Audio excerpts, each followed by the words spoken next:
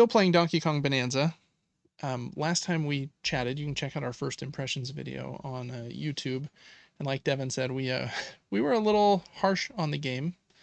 Um, I think through the first 3 or 4 hours. To that point, I had played through to the point where you get to the ice or the forest world and you get to choose which branching path you're going to go down first. So you only have the one DK Bananza power at that point. And basically, those first 3 to 4 hours of the game just kind of focus on like teaching you to move and smash more than anything. And that Bananza power is all about smashing. And I don't know, I feel like they maybe focused on that a little bit too long at the beginning, because at that point I was like, man, if this is like the crux of the whole game, I think it's a little underwhelming. I don't want to just be smashing the punch button for 20 hours, finding these bananas on accident because I smashed through a wall that I didn't know there was something behind. And that was kind of the vibe I got. Even though it's very pretty, love seeing Donkey Kong in, high def, almost 4K, or it might even be 4K. I'm not even 100% sure.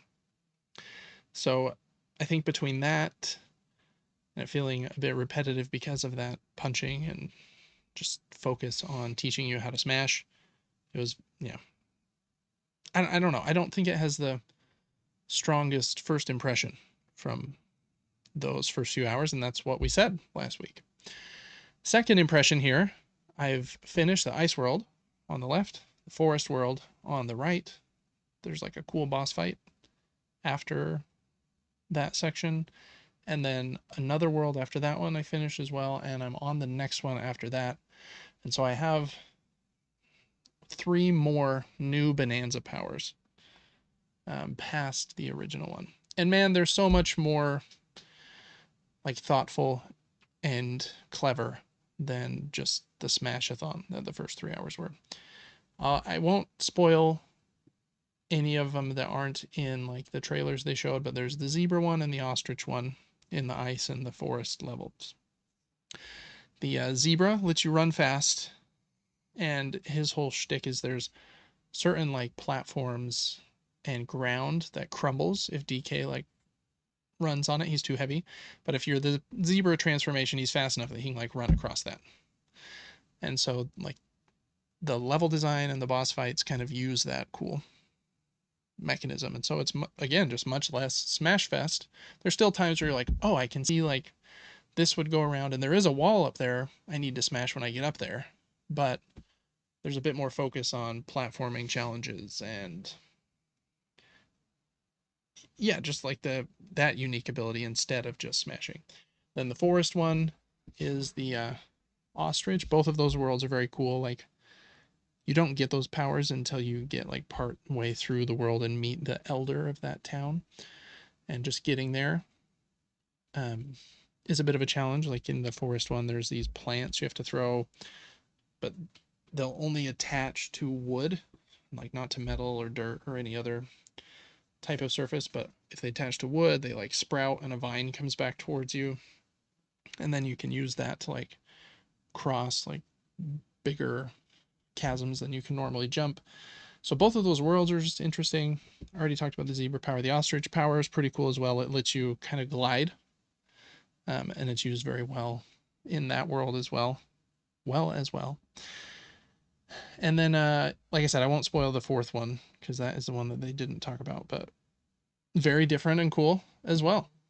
Saying a lot of as wells, but as well. There was one world between those two with the zebra and the ostrich and the next world where you get the next Bananza. It's like this, I forget the name of it. It's like this kind of ocean, not even ocean, like beach world. And it's probably my favorite so far. And it doesn't even have a unique Bananza power that you learn by going there. But it does have this cool surface. Like the whole point of the game is Donkey Kong can smash stuff, or he can rip a chunk of the earth off and hold it, throw it, surf on it, which is kind of crazy. Mm-hmm. it introduces a new surface type that's kind of rainbowy looking, and these new enemies that if you like punch this shark looking thing in the face, it'll fly across the screen and make this like huge arch of that rainbow platform. And so like you purposely are like punching them certain directions so that it will make a platform like so far out in the And distance. then you're able to traverse And that then you platform? can run on the platform. Hmm.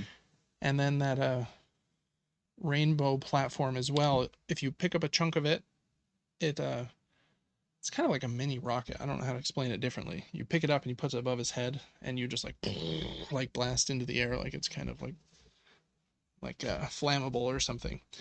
And the way they use those in that world is very, very fun too.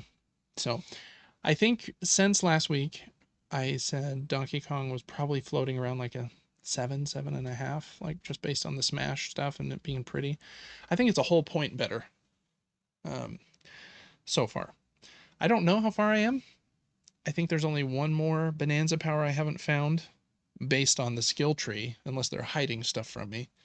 But I know there are a couple things that I haven't seen yet that I have seen spoiled from pictures online. So I don't know. There might be some more surprises that I'm not expecting beyond those. But I would guess I'm 2/3. But I don't know for sure. I think I'm on sublayer 902, if I am remembering correctly. So, anyways, just wanted to give that excuse me update since our first impressions video was like we said, just kind of not negative so much as like disappointed. And I do think it's quite a bit better since then. So, anyways, that's my second impressions of Donkey Kong Bonanza. I'm probably like 12-ish hours in now, I would think, and have 250 bananas, I think. I haven't double checked those figures, but that's my guess.